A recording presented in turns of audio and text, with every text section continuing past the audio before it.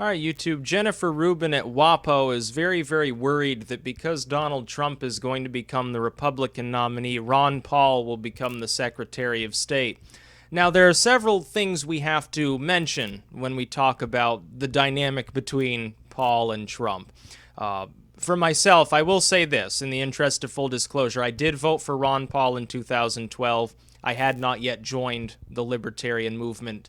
As far as the Libertarian Party, I saw Ron Paul as sort of the pragmatic alternative. I am not a fan of like the gold standard and stuff. I do believe we need to audit the Fed and abolish the IRS and many other things that he's talked about, but I'm not on board with all of it. I see him as more of a paleocon, quasi-libertarian than a true libertarian, but I mean, he's a good person at least, and better than his son. I will say this. You could do a lot worse than Ron Paul for Secretary of State. The Secretary of State has to go around to foreign nations, meet with them, make sure everything's kosher, and is essentially an ambassador on steroids who is not pledged to any specific nation, gets trotted out. We've seen Kerry sent to India, sent to all sorts of countries around the world, Russia, and so forth. Ron Paul is a non-interventionist. That is, he is not in favor of wars for money, wars for other retarded reasons. And I think that putting that face as the main ambassador of the United States to all other nations, to represent it to foreign nations, would not be a bad thing. I would say the only position I would rather see Ron Paul in is Secretary of the Treasury, for obvious reasons. Again, not a fan of like the gold standard or something, but generally speaking, he knows what he's talking about. He sticks to his guns. People see him maybe as the outdated grumpy grandpa, but do they see him as a horribly dire corruption, just terrible dude who wants to screw everybody over? No, it would be a fresh face for anything that he happens to be put into. Now, though, we also have to mention something else. Ron Paul has outright said he detests Donald Trump. He sees him as an authoritarian. He sees him as a statist. I concur in some ways. I think Trump is less so than many of the people he ran against.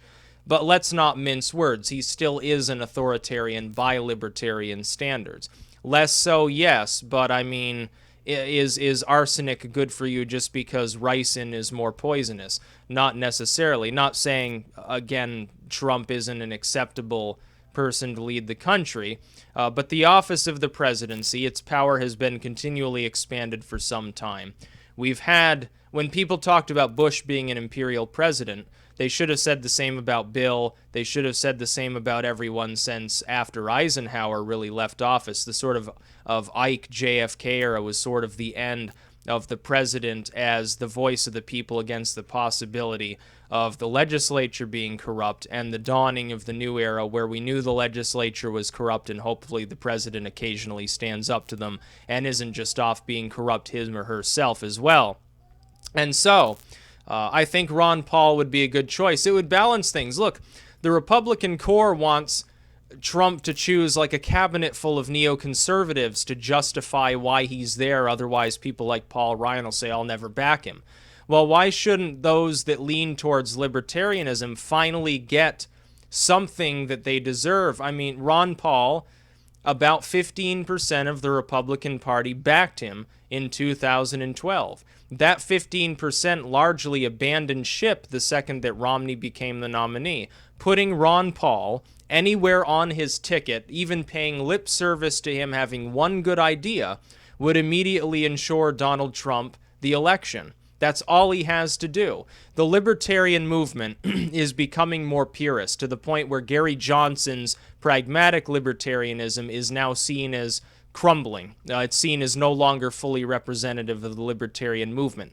I happen to believe that idealism is generally better than pragmatism. I say this as one who supports the LP.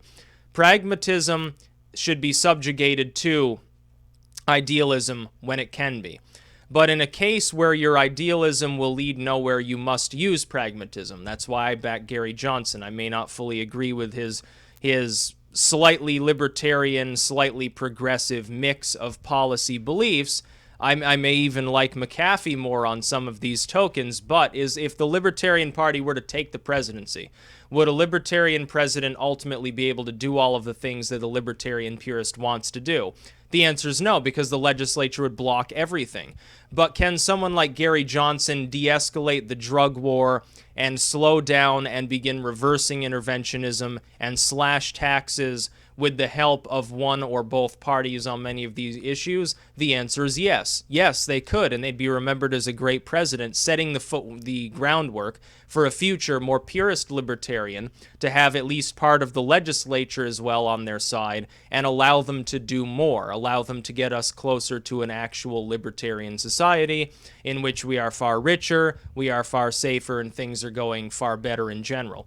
But because the Libertarian Party has virtually no chance of actually gaining the presidency either, regardless of whether Gary Johnson's polling in the double digits. Congratulations to him. I happen to support him. But let's not fool ourselves. In the general election, most voters will still settle for Hillary, or they'll jump over to Trump. If Trump announces that somebody who popularized the very term libertarianism, even while not necessarily being a strict libertarian on all issues, becomes Secretary of State or Secretary of the Treasury and maintains a visible presence, it will ingratiate the American public to the concept of libertarianism. Just as a pragmatic libertarian like Johnson, if he were to take the presidency, by working towards a few core libertarian issues and ignoring all of the purism, he could expand libertarian support drastically. Instead of just getting into the double digits, it would become the new large party. The Republicans and Democrats would begin to crumble, and libertarians would have a field day getting rid of a lot of the shittiest policies that we've seen enacted for the last century. It would be great for this country, but we have to work towards it. You can't simply have a libertarian president, no matter how pure libertarian they are, without anybody in the legislature to support them. You can't have them in that role unless they themselves corrupt themselves, go completely off with libertarianism and say, well, I'm going to become an imperial libertarian president and rule by executive order. Can you see the problem here? How is someone who's a purist libertarian supposed to do that? You got to work with the legislature. Then you need a pragmatist. Otherwise, your idealistic views will never be realized. They'll be considered fringe. People will never get to see them working because they'll never get to see the rudiments of that platform ever in place. Most people have never lived to see any libertarian issues taken up other than we've legalized gay marriage, which the Libertarian Party supported for 45 fucking years. And it's worked. Most people are on board with that. They see that it's not a problem. The Democrats took credit for it, which was retarded. Put Ron Paul on the ticket and Trump will have a field day. He'll stomp Hillary Clinton to the ground. By the way, Ron Paul's not bad at debating either. Ron Paul's fairly good at public speaking. He can come off as angry. He can come off as lacking a sense of humor in some cases. But that's okay. He's going to be the Secretary of State. He needs to be stern. We need somebody stern, but we also need somebody in that position who understands the role of the federal government in concordance with other nations, who understands we can't simply waste our money, time, and blood fighting war after war on foreign shores. Idiot neocons like Ben Shapiro and Jennifer Rubin don't understand that. They think that the pot of gold we have is inexhaustible. Just print more money and pay for wars on credit. Everything will be fine because at some future date, and they really hope it's really soon, everything will suddenly become peachy despite the fact that we've bombed everybody on Earth. Everything magically, with that one extra bomb that we paid for, will magically get better. We'll have no more enemies. Nobody will hate us. We'll be rolling in dough. We'll be deep in debt, and somehow that will make us wealthy. We'll have bombed everybody, and yet that will make the world peaceful. It doesn't work that way. The truth is, idiots like this have been taken in by the concept that the United States can bomb its way to world peace. The problem with this is that idiots like this don't understand that those actually designing such policies are doing it for money. They don't care about peace. They don't even want peace. They want war to continue. They limit it. They make sure to plan things so that they hope the wars will stay contained and limited. And when they spill over, then we have major crisis involved. That's the problem with the neoconservative foreign policy platform. Just as the fact that we have no economic growth and increasingly just low-wage jobs, and people in other countries are taking all of our wealth away, that's the result of their fiscal platform. And we have militarized police even at the same time that we have tension against police with the youth and with minorities. That's the result of their domestic platform. There is not a person in the United States who is not a defense contractor or a bigwig in some federal bureau or a politician or maybe a corporate lawyer or judge. There is nobody else in the whole United States, left, right, center, young, old, black, white, gay or straight, it doesn't make any difference. Not one of them actually draws a single dollar in benefit, a single hour of extra sleep not lost worrying about being suddenly attacked from these platforms. Not one goddamn person in the country actually derives any benefit whatsoever from neoconservatism. The Republicans support it. The Democrats support it. Obama and Hillary are all for it as George W. Bush was. They are all exactly the same. So if the Republican Party can reform itself into a kind of traditional conservative Goldwater-esque or Paleo-con platform and put Ron Paul in as Secretary of State, I'm okay with that. In fact, that would make me more likely to consider voting for Donald Trump if Ron Paul was put into such a capacity, because it would prove to me that he's actually serious about the fact that he doesn't like all of these retarded foreign wars. It will prove to me that my original theory, which is that he felt personally incensed by the government's lack of awareness regarding 9/11 because he was in fucking New York at the time, was actually right, and that he's not just joking about that. Right now, I'm ambivalent. I don't know. I don't know if Trump actually seriously believes that, or if it's propaganda, because everyone uses propaganda, and even if he's being honest about that, let's face it, some of what he says is. But if he puts Ron Paul in as Secretary of State, I've got nothing to worry about. That's just another thing to chalk up to his name that I feel positively about. In fact, it will almost approach the level of pragmatic libertarianism we'd find in a person like Gary Johnson. I understand that there are libertarian purists who aren't too happy about that fact. Oh, Gary Johnson, they say, is just a Democrat who happens to be a little bit more anti-war and a little bit more, a little bit less for welfare or something like that. That's what they'll say. I call that pragmatism. I call that laying the groundwork for future libertarian efforts. You can't simply start off with a completely pure libertarian platform and expect the general public to take it seriously. To them, you will sound like you're either a hippie anarchist. If they're Republican, they'll consider you a hippie and an anarchist who just wants to get wasted. If they're a Democrat, they'll call you a Tea Party evangelical in libertarian clothing. It won't work. You can't win that way. You have to use tactics. You have to use strategy. Pragmatism, because the party is not yet in power, has to temporarily overrule idealism. It's a simple idea. It's not difficult to understand. Unfortunately, libertarian purists, while well-meaning, and while I agree with them on many things, do not understand these tactics involved. Gary Johnson should lead the Libertarian Party, regardless of my reservations about some of his ideas, or maybe your reservations. Donald Trump should absolutely choose Ron Paul as Secretary of State. Hell, put him in as running mate. You could do worse. I think Rand would be a little more, again, pragmatic for that position. Put Ron Paul in there, put him in his treasury or something. That would be fine. There's nothing wrong with that. You know, dig up Barry Goldwater's corpse and have him somewhere in your cabinet.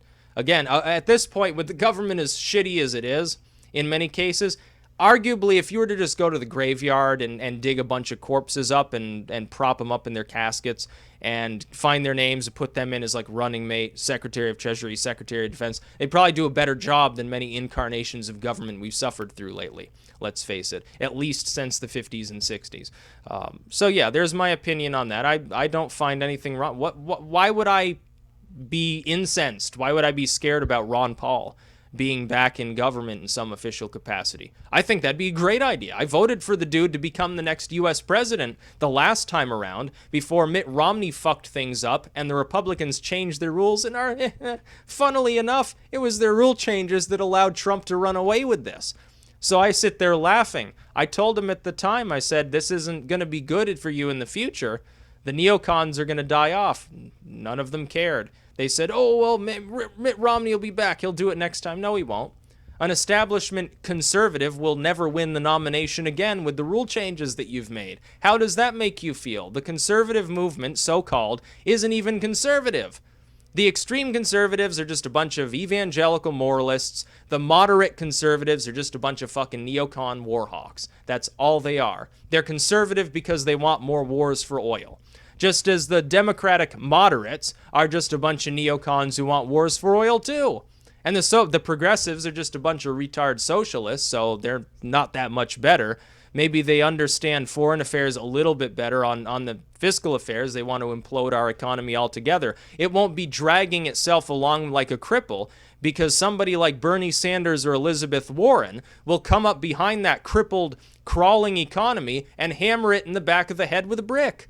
Well, that doesn't seem like a solution to me. So yes, put Ron Paul in as Secretary of State. Choose him as a running mate for all I care. It will improve the ticket. Have him on your cabinet somewhere, and make sure you very visibly talk about his qualifications.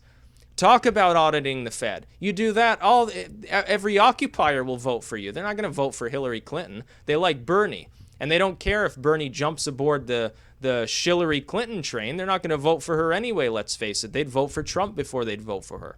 So yes, that's a great way for him to win the general. It would improve our government, because we'd have at least one person in the government who understands government's not a magic bullet for every fucking ailment in our economy and in the world at large. That's a great thing for the United States. That's about all. Peace out.